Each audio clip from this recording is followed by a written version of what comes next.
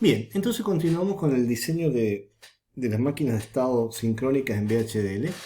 Aquí dejamos en el video anterior, dejamos esta diapositiva, ¿no es cierto? Y dijimos que primero lo que hay que hacer es definir un nuevo tipo, ¿cierto? En VHDL sabemos que es type, acá le damos un nombre, se llama el tipo estado, is, y aquí le damos, por enumeración, todos los posibles estados por los que va a evolucionar nuestro sistema. Habíamos visto en el ejemplo anterior que tenía 4 sistemas y le habíamos dado un nombre como los que están acá. Acá ya no hay que codificar nada, ni nada por el estilo. Acá simplemente trabajamos con los nombres. Y después declaramos 2 señales de este tipo estado, que le vamos a llamar estado presente y estado futuro. Por supuesto, este nombre y estos nombres se los fijan ustedes como les guste. Bien, entonces, ¿en qué estamos acá? ¿Qué es lo que tenemos? Tenemos la definición de tipo, que es esta, y la declaración de las señales, que son estas para el estado presente, estado signal, estado presente y estado futuro, que son tipo estado. Con estos elementos, ¿no es cierto? Y acá tenemos, fíjense que hacemos referencia solamente a LSM-chat. Y bueno, y este es nuestro sistema en general. Recuerden que vamos a hacer el ejemplo de la secuencia 011. Entonces, dijimos que vamos a utilizar 2 procesos. Un proceso va a describir toda la parte combinacional, es decir, que a partir de la entrada y el estado actual va a definir el estado futuro del sistema, y el otro va simplemente a hacer la transición entre el estado futuro y el estado presente cuando llegue el flanco activo del clock. Y este es el SMChat.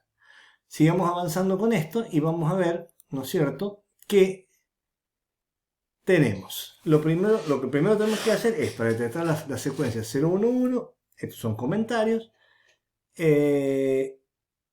por supuesto declarar Standard Logic porque lo vamos a usar este package. Y la entidad, vamos a ver la interfase que tiene, que es X y clock, que son entradas, y la salida sal, que sería la única que tiene el sistema. Con esto vamos a empezar a describir entonces la arquitectura, siempre teniendo presente nuestro SMChat. Entonces, la arquitectura, en la parte declarativa, dijimos que íbamos a definir estas dos. Hablamos de esto, la declaración de tipo y las señales de ese tipo. Y empezamos con el primer proceso. ¿Qué va a ser el primer proceso? El primer proceso, lo que dijimos era, volvemos acá atrás, que nos va a describir esta parte de nuestro sistema. Veamos cómo lo hace. Primero, entonces, vamos a decir que es un proceso, digamos proceso 1, que es sensible, o sea, en la lista sensitiva está el estado presente y el valor de X de la entrada, y empieza el begin y un case. Este case dijimos que va a evaluar el estado presente, es decir, se va a ver en cuál estado se encuentra esto que está acá, y de acuerdo a eso va a tener un when, ¿no es cierto?, para cada estado posible de nuestra máquina. Entonces, analicemos when com, o sea, si tenemos 4 estados, hemos declarado 4 posibles estados, habrá 4 when. Entonces, supongamos que estamos acá. ¿Qué valor tiene la salida? Como no está activada acá, la salida es 0. Acá hay que ponerla porque hay siempre un valor. Como es tipo Moore, en primer lugar, acá se ve claramente que es tipo Moore, siempre, en cada estado, va a estar al lado seguido al when que corresponde. Entonces acá asignamos la salida 0. Ahora, ¿qué pasa? Este estado puede ir a com, puede ser en com o puede ir a E1. Por lo tanto, hay un if que va a evaluar el estado de la señal X y va a definir si el estado futuro, entonces, si esto es cierto, o sea, si esto es 0, el estado futuro va a ser E1. Else, en otro caso, va a ser com. Y esto está expresado en este if que está acá dentro del estado com. Entonces, este estado com, como es una señal, como es una señal de salida es tipo Moore, se la ponemos ahí.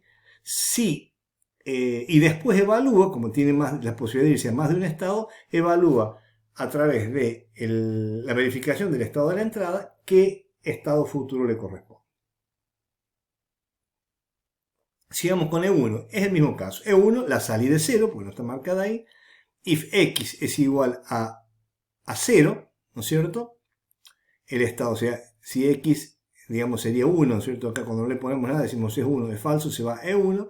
Y en caso que sea 0, se va que sea 1, se va a E2. Perdón, acá me confundí. En caso que esto sea 0, se va a E1 y en caso que sea 1, se va a E2. Es exactamente muy similar al anterior, ¿no es cierto? Por supuesto, cambiando el estado futuro.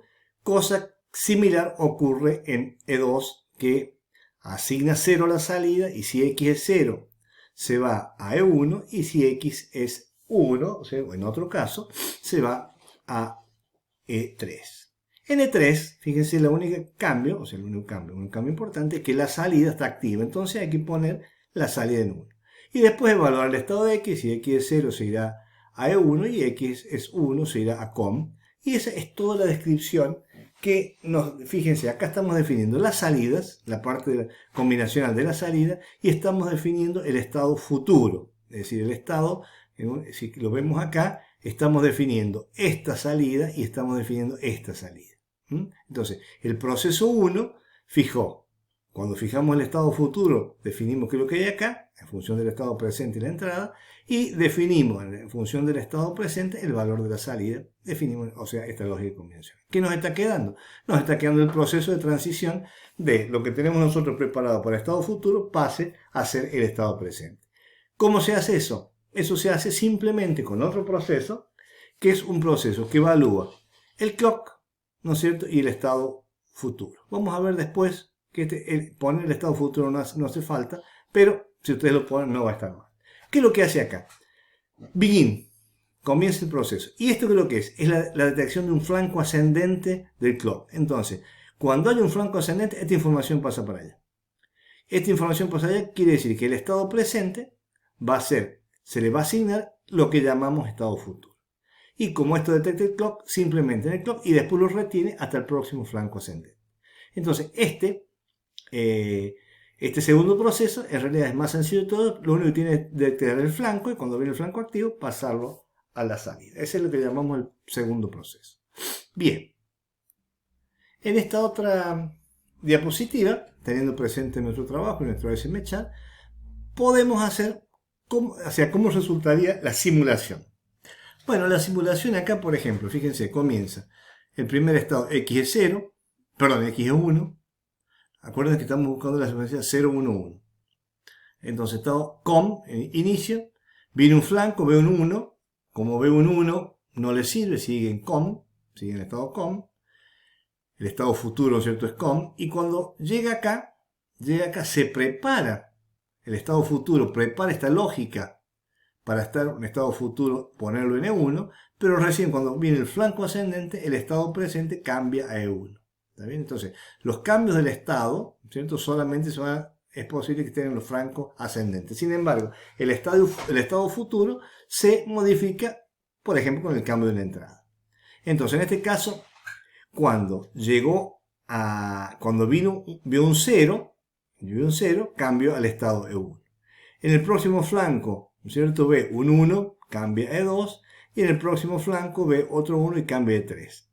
¿Qué pasa en E3? En E3 pasa que la señal de salida se activa, ¿cierto? Y después viene un flanco ascendente. ¿Qué pasó acá? Cuando estaba en E3, vino un flanco ascendente. Fíjense que no tiene manera de mantener la salida en alto, porque se va a ir a E1 o a COM, ¿cierto? En este caso, como mantuvo un 1, se va a ir a COM. Y después viene otra secuencia y no tiene importancia. Entonces, esta sería una simulación a nivel VHDL. Fíjense que estos cambios son inmediatos. Si ustedes lo hacen con una simulación post place and route, acá va a haber retardo, ¿no es cierto? Y va a tener que ver con la cantidad de lógica que haya involucrada en los distintos circuitos combinacionales que hemos visto. Bien, entonces, con esta simulación podemos ahora nosotros avanzar con lo siguiente. Ahora vamos a hacer otro ejemplo, pero este ejemplo va a tener dos entradas, ¿cierto? Y si hacemos la analogía con el anterior, vamos a decir que tiene dos maneras de abrir la caja, digamos.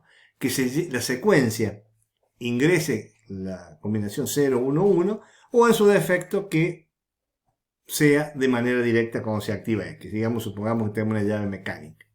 ¿Está bien? Mecánica, por supuesto, conectada a una señal digital. En ese caso tendríamos una máquina tipo Meli porque decimos que hay una señal nueva, ¿cierto? Que le vamos a llamar I, que esa señal, en caso de ser verdadera, abre directamente la caja. Bien, ¿cómo describimos esto? Esto, ¿no es cierto? La señal I, lo que tenemos, seguimos teniendo X e Y, la misma salida, pero tenemos un camino que entra directamente a la lógica combinacional de salida. Para describir esto en términos de una SM-chart, lo primero que hacemos es preguntamos si I, o si esa entrada es verdadera. En ese caso se activa la salida y sale del estado, o sea, sale, lo que te estoy diciendo es vaya a una salida tipo mili que active la salida y se vaya a cualquier, después pregunta por X, lo cual sería irrelevante. Entonces en cada estado lo primero que hacemos es preguntar por el estado de esta señal nueva de entrada que hemos incorporado. Que si está activa, directamente activa la salida. Fíjense entonces cómo sería la descripción en VHDL. Perdón, la descripción en VHDL sería, el proceso es exactamente igual, lo único que le agregamos I porque es una nueva entrada. Ahora, estado presente. Fíjense, ahora, si estoy en COM, hay que preguntar por la señal I, ¿cierto? Porque la salida deja de ser una salida tipo MUL para convertirse en una salida tipo MIDI. Entonces, si I, la Y es 1, then la salida es 1. Else, la salida es 0.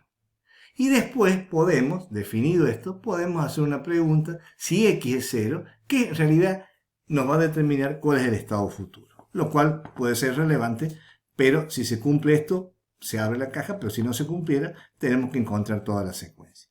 Entonces, fíjense, lo único que estamos introduciendo es una nueva variable de entrada, una señal de entrada, a la que preguntamos y en caso de que sea verdadero, le asignamos a la salida un 1 y en otro caso un 0. Eso es todo así. Y en el estado último, ¿cierto?, que se llegó a esta secuencia, no tiene mucho sentido preguntar por I porque ya la salida está en alto, pero si hubieran preguntado no estaría mal la descripción. Entonces, el único cambio que hay acá es que tenemos una entrada tipo Meli y lo que queríamos de alguna manera destacar es que cuando hay una entrada tipo Meli, la salida, ¿no es cierto?, no se pone pegado o sea, junto con when, sino que se pone abajo de la sentencia if, porque hay que evaluar el valor de alguna entrada para saber cuál es el valor de la salida. Bien. Entonces, en este caso, si nosotros vemos ahora la simulación, miren con cuidado, fíjense que un cambio de I, mientras este esté en baja, pasa lo mismo que antes. Pero cuando esto esté en alta, inmediatamente la salida se activa. Y mientras esté en alta, independientemente de otra cosa, la salida se activa. Es lo que pasa acá y es lo que pasa acá. Acá se activó por causa de que I tomó el valor 1 y acá se activó porque alcanzó la secuencia 0, 1, 1, ¿verdad?